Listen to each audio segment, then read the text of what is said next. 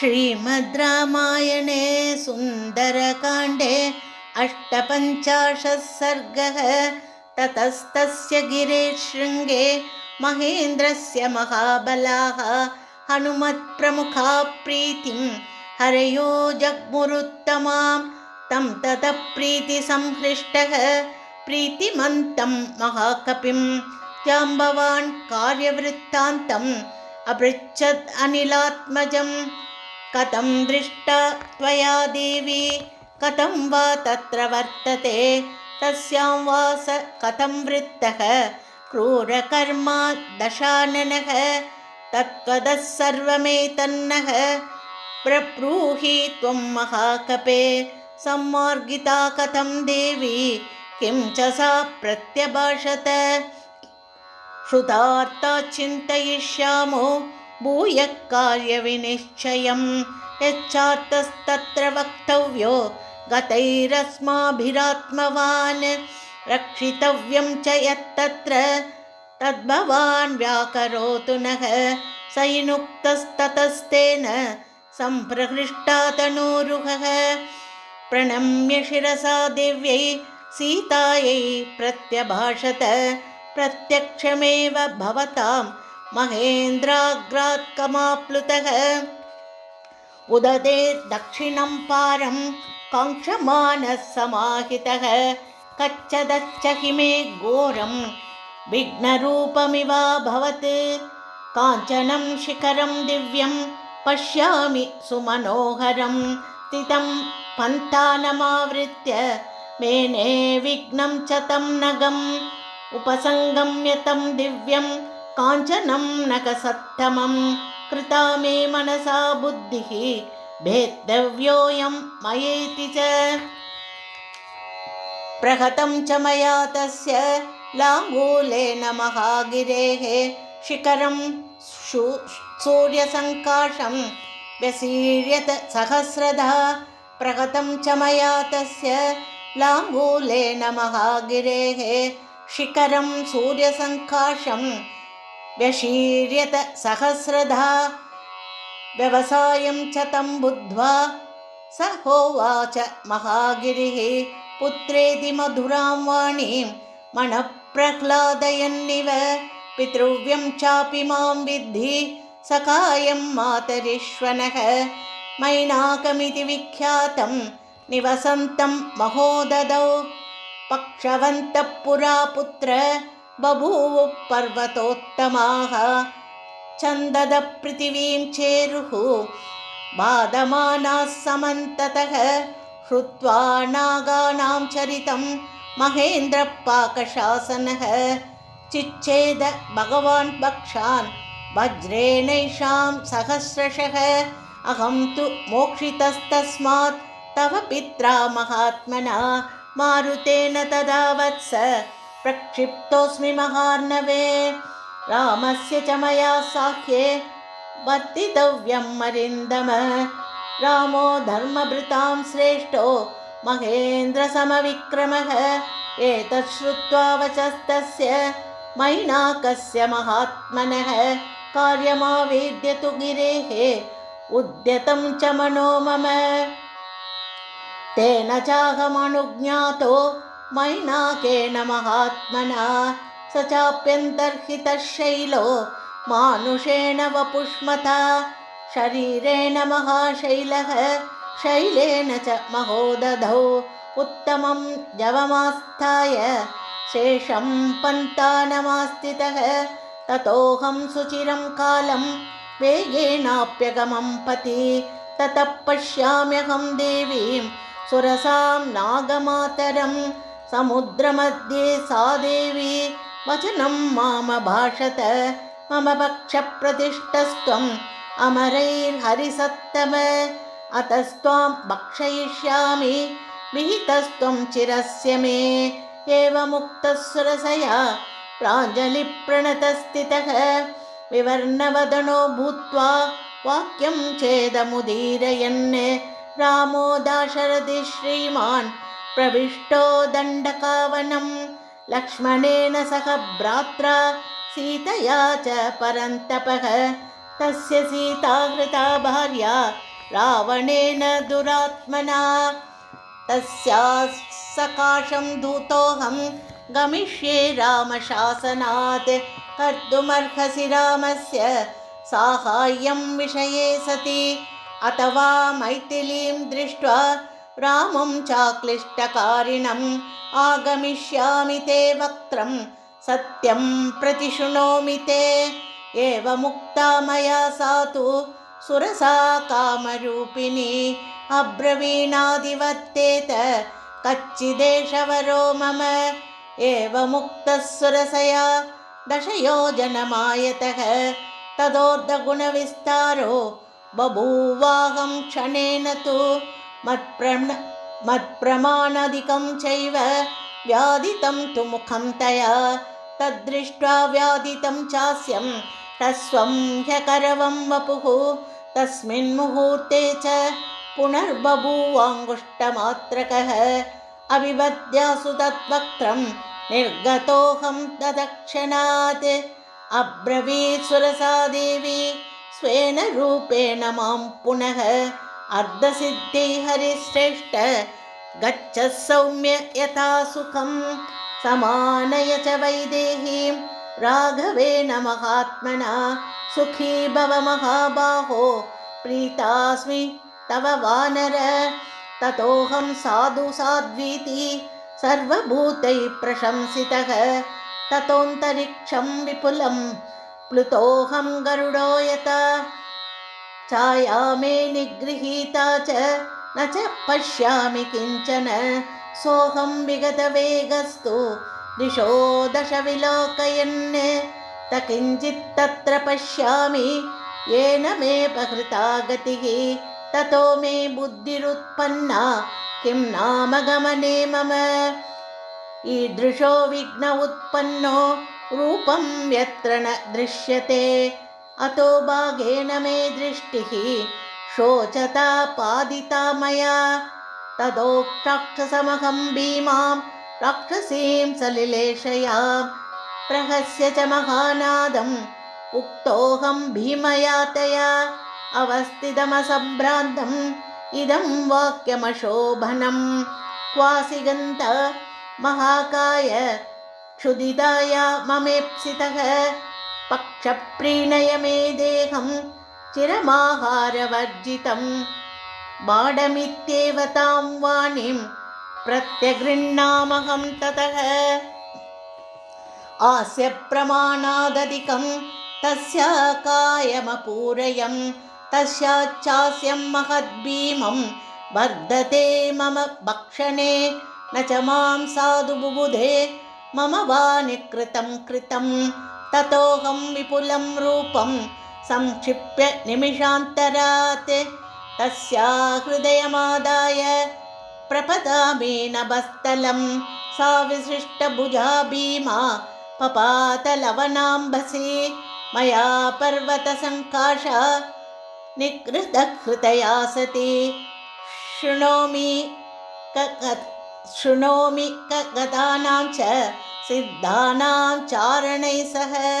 राक्षसी सिंहिका भीमा क्षिप्रं हनुमता हता। तां हत्वा पुनरेवाहं कृत्यमात्यैकं स्मरन्। गत्वा चाहं महात्मानं पश्यामि नगमण्डितं। दक्षिणं तीरमुदतेः लङ्का यत्र च सा पुरी। अस्तं दिनकरे याते रक्षसां निलयं पुरं। प्रविष्टोऽहम् अविज्ञातो रक्षोभिर्भीमविक्रमैः। तत्र प्रविशतश्चापि कल्पादगणसन्निभा। अट्टहासं विमुञ्चन्ति नारी काप्युत्थिता पुरः। जिगांसन्तीं ततस्तां तु ज्वलदग्निशिरोरुहा। सव्यमुष्टिप्रहारेण पराजित्य शुभैरवां।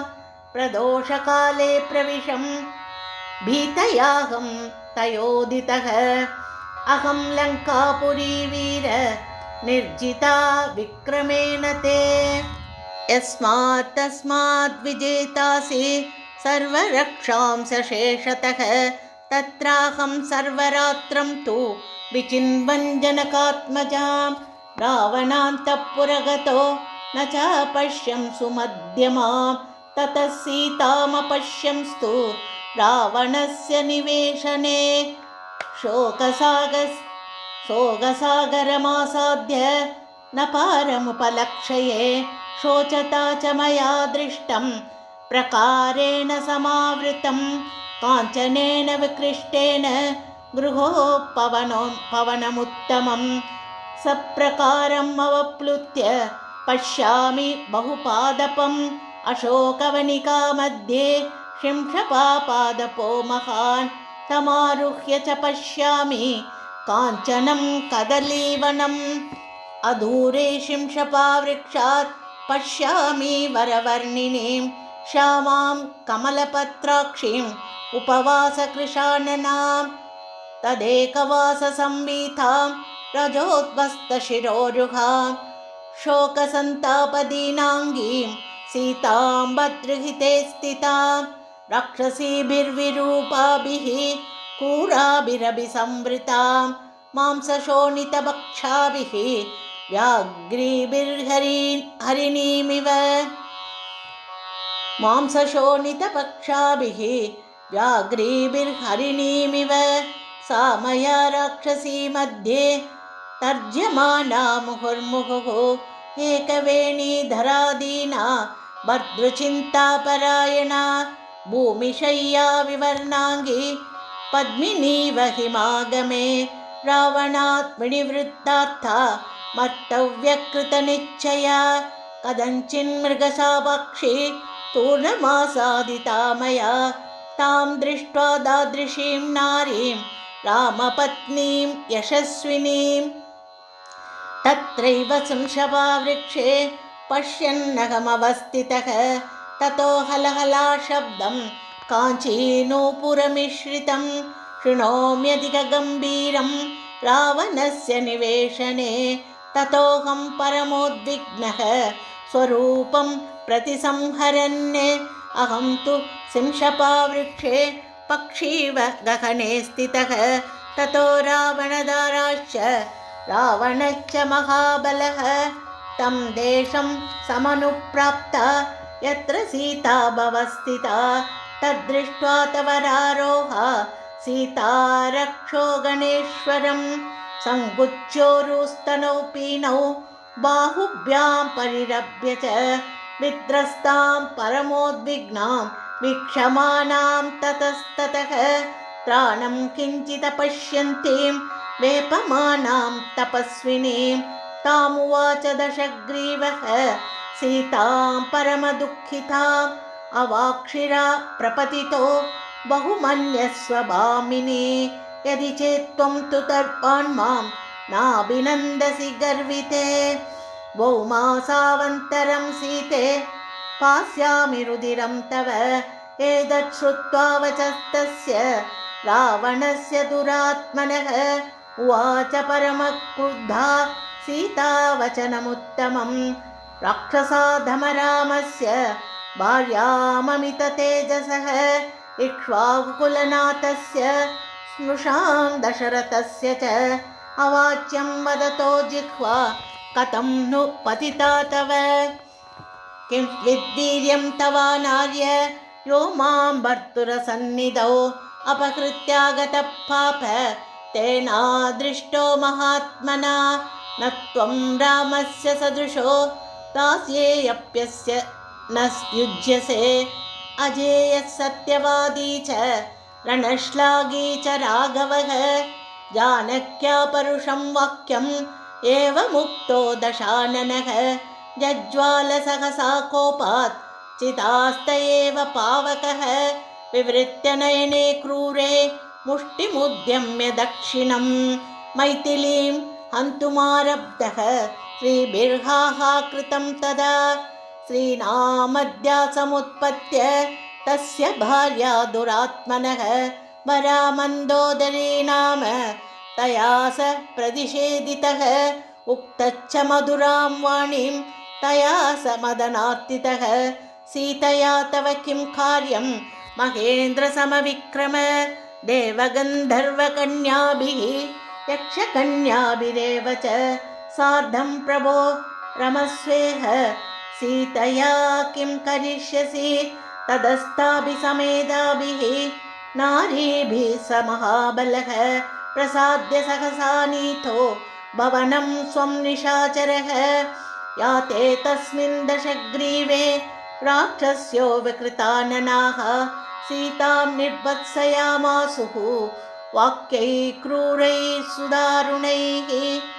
दृढवद्भाषितं तासां गणयामास जानकी तर्जितं च तदा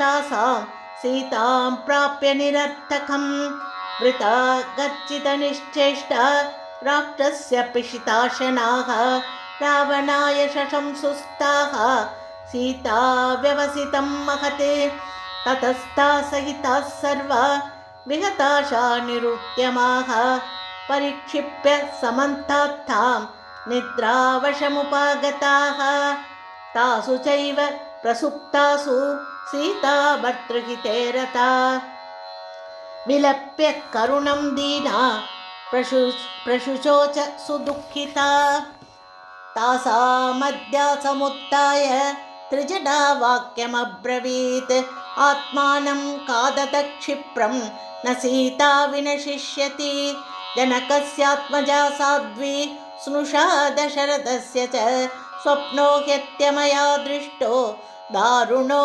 रोमहर्षणः रक्षसां च विनाशाय भर्तुरस्याजयाय च अलस्मान् परित्रातुं राघवात् राक्षसीगणम् अभियाचाम वैदेहीम् एदत्ति मम रोचते यस्याहेवं विदस्वप्नो दुःखिताया प्रदृश्यते सा दुःखैर्विविधैर्मुक्ता सुखमाप्नोत्यनुत्तमं प्रणिपातप्रसन्ना हि मैथिली जनकात्मजा अलमेषा परित्रातुं राक्षस्यो महतो भयात् ततः सा ह्रीमती बाला भर्तुर्विजयहर्षिता अवोचत्यदि तद्दत्यं भवेयं शरणं हि वः तां चाहं दादृशीं दृष्ट्वा सीताया दारुणां दशां चिन्तयामास विक्रान्तो न च मे निर्वृतं मनः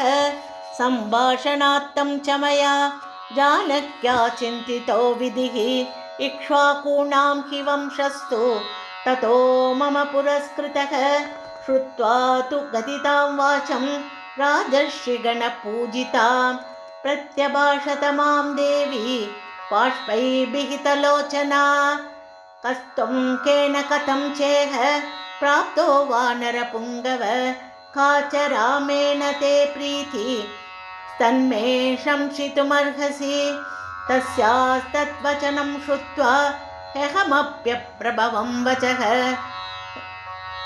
देवी रामस्य भर्तुस्ते सहायो भीमविक्रमः सुग्रीवो नाम विक्रान्तो वानरेन्द्रो महाबलः तस्य मां विद्धि भृत्यं त्वं हनुमन्तं मिहागतं भर्त्राहं प्रेषितस्तुभ्यं रामेणाक्लिष्टकर्मणा इदं च पुरुषव्याघ्रः श्रीमान् दाशरथि स्वयम् अङ्गुलीयमभिज्ञानम् अदातुभ्यं यशस्विनी तदिच्छामि त्वया ज्ञप्तं देवि किं करवाण्यहम् रामलक्ष्मणयोः पार्श्वं नयामि त्वां किमुत्तरम् एतत् श्रुत्वा विदित्वा च सीता जनकनन्दिनी आह रावणमुत्साद्य राघवो मां नयद्विति प्रणम्य शिरसा देवी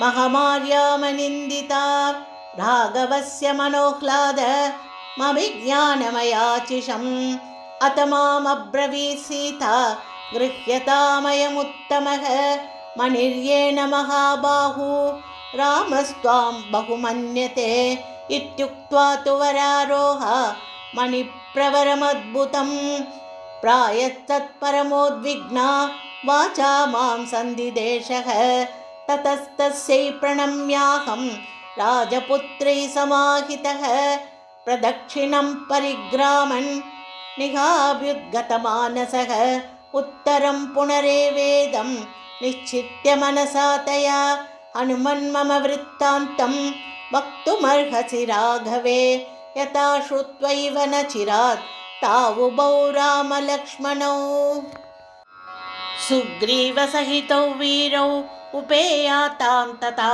कुरु यद्यन्यथा भवेदेतत् द्वौ मासौ जीवितं मम न मां द्रक्ष्यति काकुत्स्थो म्रिये साहं अनाथवत् तच्छ्रुत्वा करुणं वाक्यं क्रोधो मामभ्यवर्तत उत्तरं च मया दृष्टं कार्यशेषम् अनन्तरं ततो वर्धत मे कायः तदा पर्वतसन्निभः युक्तकाङ्क्षी वनं तच्च विनाशयितुमारभे तद्भग्नं वनषण्डं तु प्रान्तत्रस्तमृगद्विजं प्रतिबुद्धा निरीक्षन्ते राक्षस्यो विकृताननाः मां च दृष्ट्वा वने तस्मिन् समागम्य ततस्ततः तासम् अभ्यागता क्षिप्रं रावणाया च चक्षिरे राजन्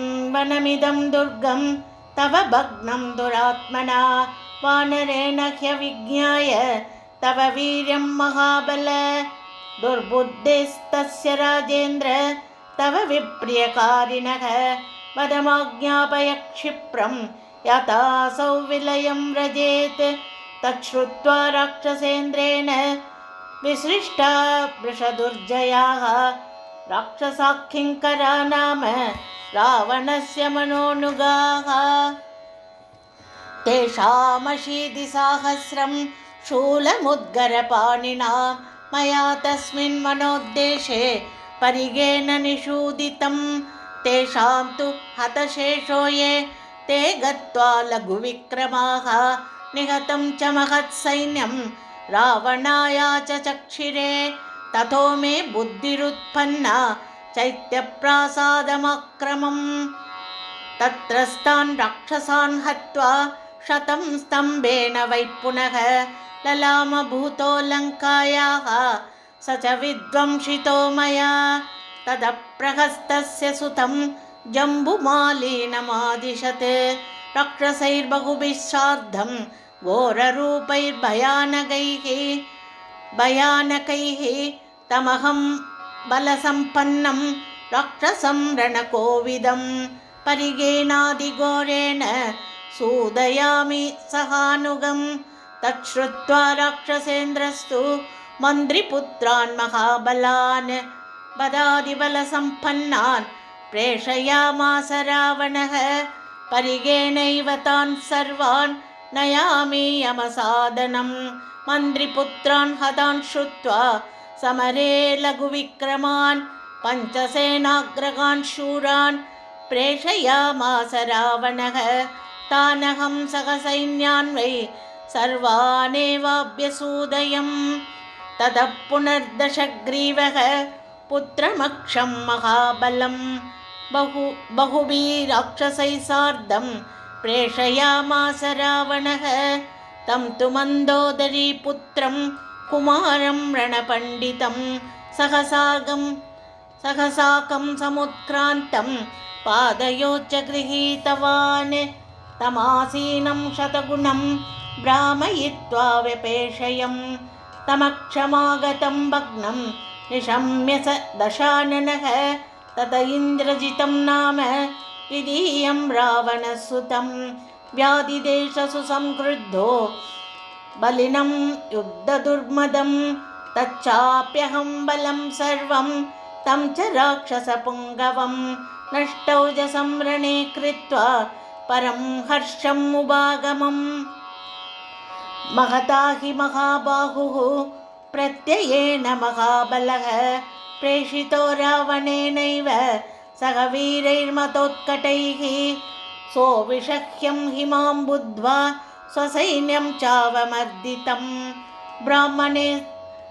ब्राह्मेणास्त्रेण स तु मां प्राबध्ना चादिवेगितः रज्जुभिश्चाभिबध्नन्ति ततो मां तत्र राक्षसाः रावणस्य समीपं च गृहीत्वा मामुपानयन् दृष्ट्वा सम्भाषितश्चाहं रावणेन दुरात्मना पृष्टच्च लङ्कागमनं राक्षसानां च तं वधं तत्सर्वं च मया तत्र सीतार्थमिति जल्पितं तस्यास्तु दर्शनाकाङ्क्षी प्राप्तस्त्वद्भवनं विभो मारुतस्य उरसः पुत्रो वानरो हनुमान् अहं रामदूतं च मां विद्धि सुग्रीवसचिवं कपिं सोऽहं दौत्येन रामस्य त्वत्सकाशं मिहागतः सुग्रीवश्च महातेजाः स त्वां कुशलमब्रवीत् धर्मार्थकामसहितं हितं पत्यमुवाच च वसतो ऋष्यमुखे मे पर्वते विपुलद्रुमे राघवो रणविक्रान्तो मित्रत्वं समुपागतः तेन मे कथितं राजन् भार्या मे रक्षसा हृता तत्र साहाय्यमस्माकं कार्यं सर्वात्मना त्वया मया च कथितं तस्मै वालिनश्च वधं प्रति तत्र साहाय्यहेतोर्मे समयं कर्तुमर्हसि वालिना हृतराज्येन सुग्रीवेण सह प्रभुः चक्रेऽग्निसाक्षिकं सख्यं राघवः सह लक्ष्मणः तेन वालिनमुत्पाट्य शरेणेकेन संयुगे वानराणां महाराजः कृतः सप्लवतां प्रभुः तस्य साहाय्यमस्माभिः कार्यं सर्वात्मना त्विह तेन प्रस्तावितस्तुभ्यं समीपम् इह धर्मतः क्षिप्रमाणीयतां सीता दीयतां राघवाय च यावन्न हरयो वीरा विधमन्ति बलं तव वानराणां प्रभावो हि न केन विदितः पुरा देवतानां सकाशं च ये गच्छन्ति निमन्त्रिताः इति वानरराजस्त्वाम् आहेतभिहितो मया मामैक्षत ततः क्रुद्धः चक्षुषा प्रदहन्निव तेन वद्योऽहमाज्ञप्तो रक्षसा रौद्रकर्मणा मत्प्रभावमविज्ञाय रावणेन दुरात्मना ततो विभीषणो नाम तस्य भ्राता महामतिः तेन राक्षसराजोऽसौ याचितो मम कारणात् नैवं राक्षसशार्दूल त्यज्यतामेष निश्चयः राजशास्त्रव्यपेतो हि मार्गः संसेव्यते त्वया दूतवद्या हि राजशास्त्रेषु राक्षस दूतेन वेदितव्यं च यथार्थं हितवादिना सुमहत्यपराधेऽपि दूतस्यातुलविक्रम सुमहति अपराधेऽपि दूतस्यातुलविक्रम विरूपकरणं दृष्टं न वदोऽस्तीह शास्त्रतः विभीषणेनैव मुक्तो रावणः सन्दिदेशतान् राक्षसान् एतदेवास्य लाङ्गूलं दह्यतामिति ततस्तस्य वचः श्रुत्वा मम पुच्छं समन्ततः वेष्टितं शनवल्कैश्च जीर्णैः कार्पासजैः